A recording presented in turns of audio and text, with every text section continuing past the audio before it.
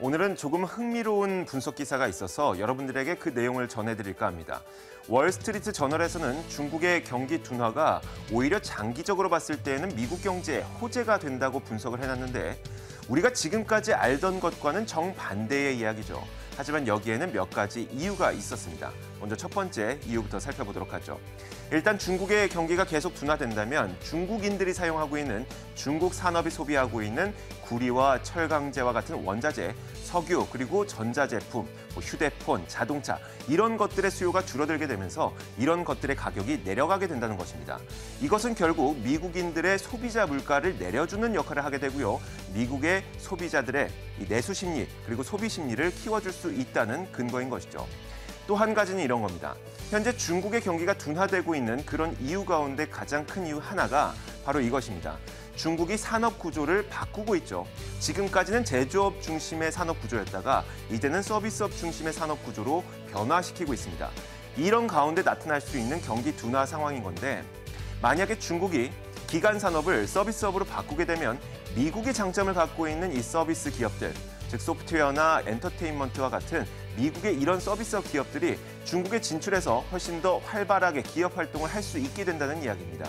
결국 미국의 기업 경기 활성화에도 도움이 된다는 이야기겠죠. 또 한 가지는 이런 게 있습니다. 마찬가지로 이 중국의 기간 산업이 앞으로 서비스 산업으로 바뀌게 된다면 그동안 중국의 가장 큰 문제점이 바로 제조업의 공급 과잉 문제였습니다. 하지만 서비스 기업들이 많이 탄생을 하게 되면서 상대적으로 제조업 기업들은 줄어들게 되겠죠. 그만큼 제조업 기업이 줄어들게 되니까 공급 과잉 문제도 해결될 수 있다는 겁니다. 여기에다 덧붙인다면 중국의 경기가 계속 둔화된다는 것은 중국이 추진하고 있는 국가 주도의 경제 활동이 한계점을 갖고 있다는 것을 전 세계 사람들에게 너무나도 극명하게 보여주는 증거가 됩니다.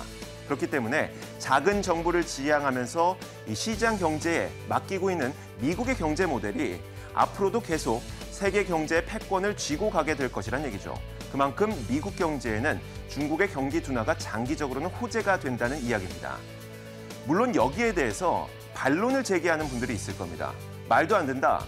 이 중국의 경기가 둔화된다면 중국과 교류하고 있는 미국의 경제도 여파를 피할 수는 없을 것이다. 지금까지 월스트리트 저널이 했던 이야기는 말이 안 되는 것이다. 라고 이야기를 하시는 분들도 있을 겁니다. 물론 틀린 말은 아닙니다. 무디스 애널리틱스의 연구 결과에 따르면 중국의 GDP 성장률이 1%포인트 하락할 때 전 세계 GDP 성장률은 0.5%포인트씩 내려간다고 합니다. 하지만 불행인지 다행인지 모르겠지만 미국이 중국에게 수출하는 물량은 그렇게 크지 않았습니다. 각국의 GDP 대비 중국으로의 수출 물량을 살펴보니까 중국으로 가장 많은 수출을 하는 하는 국가는 바로 말레이시아였습니다.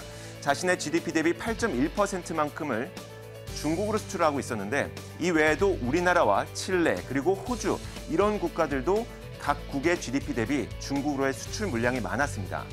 중국으로 수출 물량이 많은 이런 국가들은 당연히 중국 경기가 둔화된다면 피해를 받을 수밖에 없겠지만 미국은 어떨까요? 미국은 전체 GDP 대비 0.6%만을 중국에 수출하고 있었습니다. 그만큼 중국의 이 경기가 둔화된다고 하더라도 미국이 받을 수 있는 타격은 그렇게 크지 않을 수 있다는 얘기죠.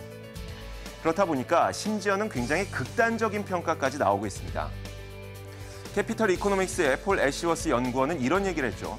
중국이 만약에 지도상에서 사라진다고 하더라도 미국의 GDP 성장률은 단 1%포인트밖에 감소하지 않을 것이다 라고 말이죠. 여러분 얼마 전에 이 중국 증시가 급등했을 때 나도 한번 대박을 노려볼까 하면서 중국 증시에 뛰어들었던 분들 많을 겁니다. 하지만 쪽박도 면치 못한 분들도 굉장히 많죠. 하지만 여러분들은 생각을 조금 달리 해야 됩니다. 중국 증시가 급등했지만 중국 경제는 둔화되고 있었습니다. 그렇기 때문에 여러분들은 손해를 볼 수밖에 없었죠. 하지만 미국 경제와 같이 속도가 빠르진 않지만 계속해서 꾸준히 성장하고 있는 그런 곳, 여러분들은 그런 곳에 투자를 해야 되겠다고 마음을 다시 한번 바로잡아야 되는 겁니다. 시장을 읽는 남자였습니다.